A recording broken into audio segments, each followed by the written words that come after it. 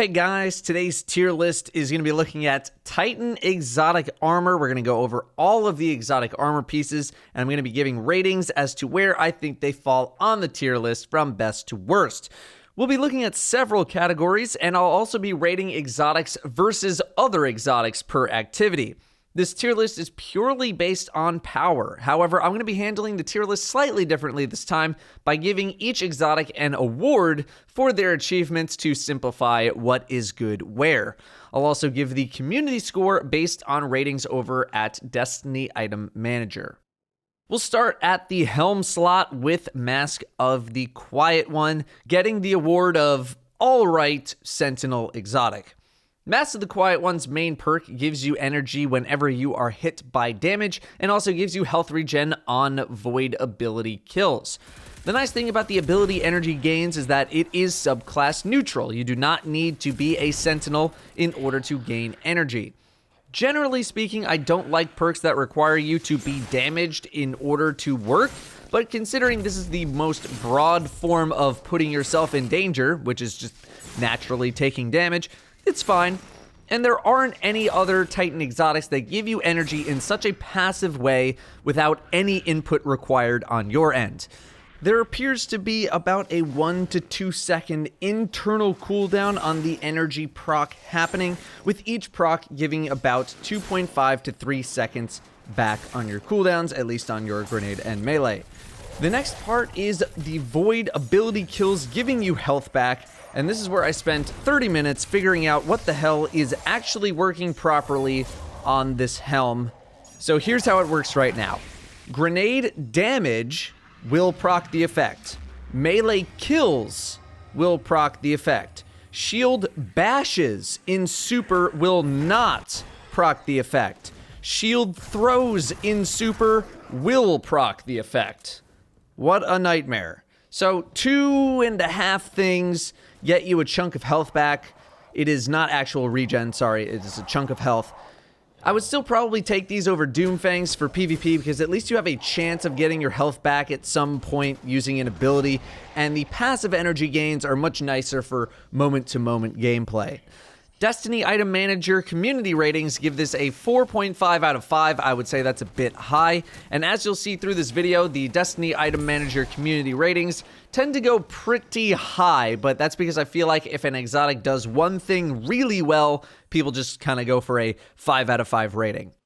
Next up is Insurmountable Skullfort, getting the award of Best Striker PvE Exotic. As of now, pulse grenades are insanely good, and combining this helm with the top tree of Striker Titan and some well-placed shoulder charges means you're going to have a lot of grenade energy to throw around.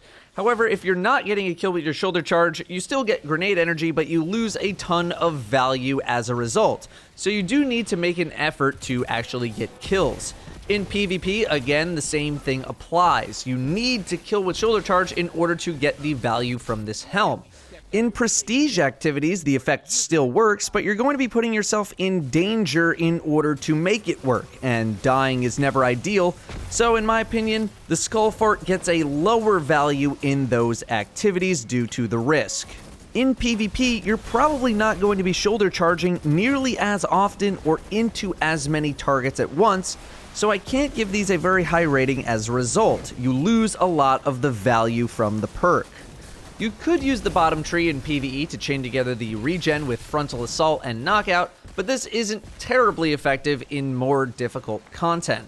Overall, the strength of this helm is going to revolve around chaining kills to get more grenade energy. Destiny Item Manager ratings give this a 4.8 out of 5. That's a bit high for an overall rating in my opinion. I feel like a lot of people rate this solely on the PvE aspect. If pulse grenades ever get nerfed though, the value of this helm is going to go down a lot because of conditions outside of its control. We'll check out arms next, starting with ACD0 Feedback Fence, winner of the somehow worse than it was in Destiny 1 award. Right now, these either suck horribly or are bugged. I'm hoping that they are bugged. Regardless of the amount of stacks you have, the damage bonus you get from being hit is always the same, and the damage bonus right now is very small. But let's say you're actually trying to use these in a way where you're going to get some good damage. Let's say they're not broken. You're probably not going to use them in PvP because the stacks will probably fall off by the time you get something to happen. They are timed. You're probably not going to use them in PvE because you willingly put yourself into danger to use them, and unless you're causing an eruption of damage around you, it's probably not going to be worth it. Either way, these need a buff or a bug fix before I even consider discussing them again. Destiny Item Manager ratings give it a 1 out of 5.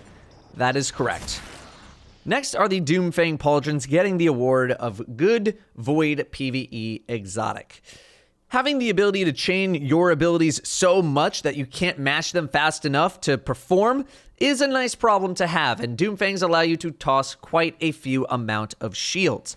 However, I personally feel locked to the bottom tree of Sentinel when using this for the double shield throw charges. That's not the worst negative though. A problem you may run into though is just running out of enemies to kill or time on your super. This exotic really relies on having a lot of things to kill around you, otherwise it could be pretty bad if not worthless. The biggest negative factor here is that it only affects your super. It's not like a Quiet One mask, where you get that moment-to-moment gameplay benefit. I realize that there are other exotics that also do the same thing, only affect your super, but those other supers tend to be a little bit more impactful on gameplay, and Doomfang doesn't quite have the same level of impact as something like Raiden Flux. In PvP, again, you're probably getting your super once per match, maybe 2 times, and hitting actual moving targets with shield throws is a little bit harder than it is in PvE. Even then, the amount of shield bashes you'll be able to do on targets that will generate a shield throw that you can actually use is pretty darn low, if not 0. You get 2 if you're using the bottom block right off the bat. You'll have a 3rd that naturally regenerates, so you'll need to use a 4th shield throw that will actually kill a target. That's not happening a whole lot of the time. However, the fact that charged melee kills give you a nice chunk of super energy can be enough to get you a 2nd super in a match, which is great, not to mention great for boosting your PvE super gains as well. Destiny Item Manager rating is 4.2 out of 5. I would say that's a tad high. Last of the gloves are the Synthoceps getting the award of Great Neutral PvP Exotic. The surrounded damage bonus appears to be based on how many enemies are actually surrounding you at any given moment. It's not just a flat bonus. You can see me get an 814 melee when surrounded by a lot, this one for 463 when not as surrounded, with my damage going down. Unfortunately, there is no buff or indicator telling you if you are considered surrounded, and if you are, what any multiplier is or how much of a damage buff you are getting, which is kind of annoying. This doesn't change the fact that I don't really plan on using these in PvE anyway. If I'm surrounded in raid or prestige content, I'm probably dead or trying to escape, and if I'm surrounded in any other content, I can probably just kill everything regardless of the gloves. Destiny 2 melee lunge ranges have all been normalized. Everyone has the same range. With these, you get more range. This makes finishing off targets a little bit easier and safer, giving you the distance benefit while other enemy players simply whiff their punch. I used to think very highly of these, and I still kind of do, maybe a couple of percentage points lower than what I originally thought.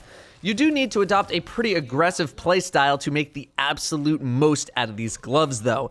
If you're not really punching people too much, then their value is not very high. These have a 4.9 out of 5 on Destiny Item Manager community ratings. That's a little bit high as an overall rating yet again. Next is Crest of Alpha Lupi getting the award of Best Defensive Neutral Exotic. Generating an extra orb of light is pretty nice, but the health regeneration is what makes this great. Let's face it, Titans, when you're getting into trouble, low health, what's the priority? You find a spot to hide, and you drop a wall. But what happens in PvP? You get chased down, and people just punch you through the wall anyway. Well, now you get health regen, and that is very nice. Even in PvE, this effect is very handy to get you back into the action much faster, and it's only on about a 35 to 37 second cooldown, turning your oh crap button into an even safer mechanic. It's not going to give you any sort of power increase, but it is a fantastic defensive exotic, and one that actually feels useful in moment-to-moment gameplay in difficult content like prestige activities or PvP, considering how vital recovery is nowadays, especially considering that Titans don't have as many recovery armor options. For lower difficulty content, it will always be helpful, but maybe not as necessary. You can get away with not having it. The Destiny Item Manager community rating here is a 4.7 out of 5. Again, probably a little bit high, but this is one that probably deserves it more than the others. Actium War Rig is next, getting the award of, dare I say, Best Neutral PvE Exotic and Very Strong PvP Exotic. The perk is simple. Ammo slowly gets put back into your auto rifles while they are out, and if I were to judge the exotic solely based on that, then it's very, very good. This exotic, unfortunately, will live and die based on how good auto rifles are at any given moment, similar to Peacekeepers being submachine gun reliant.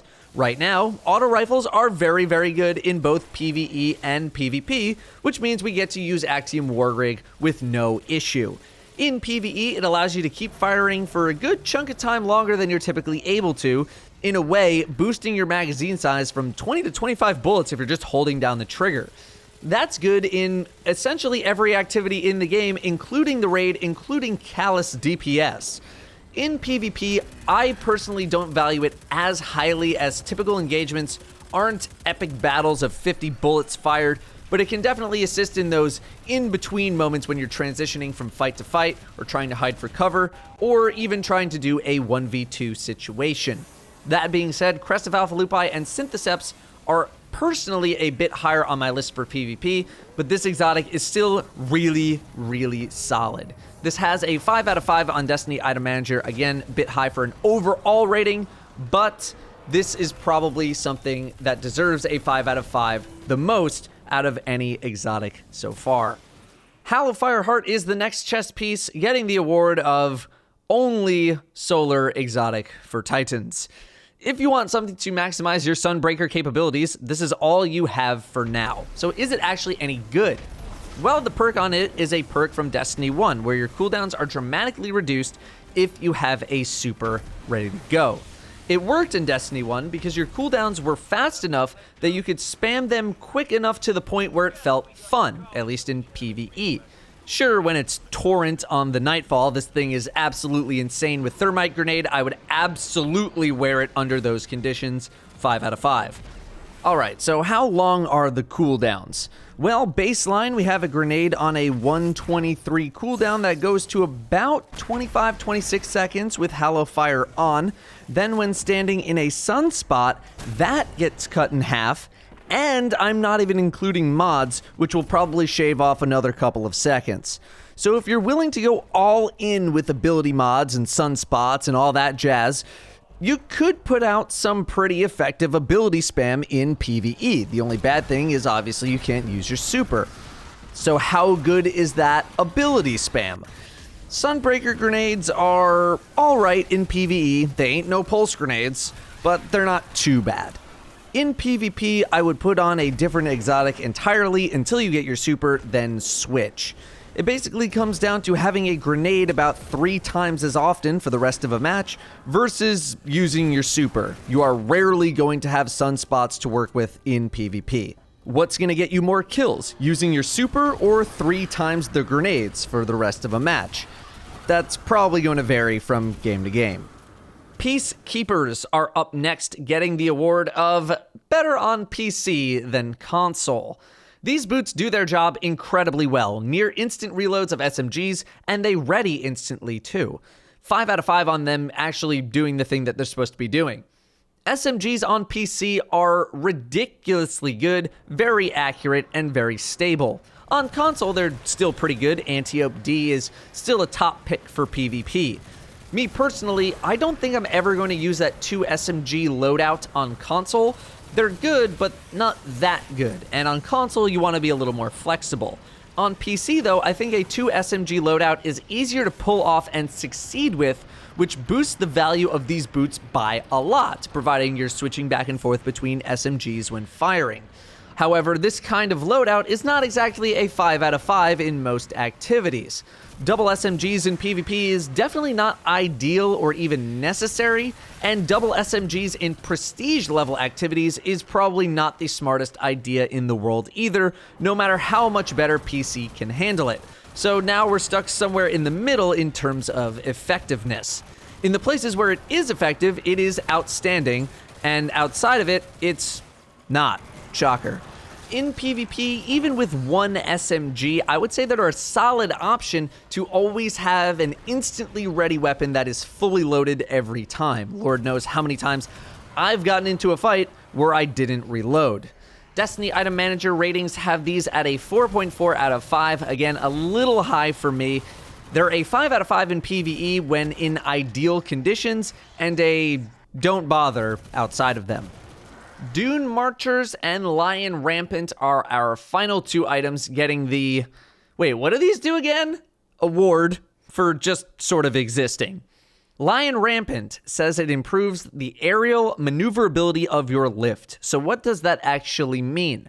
Well, thanks to some incredibly detailed work by Reddit user V Nocturnus, it basically means that you get some extra time added to how long your lift jump lasts in the air, and you get an extra reactivation. So normally you can only reactivate your lift once.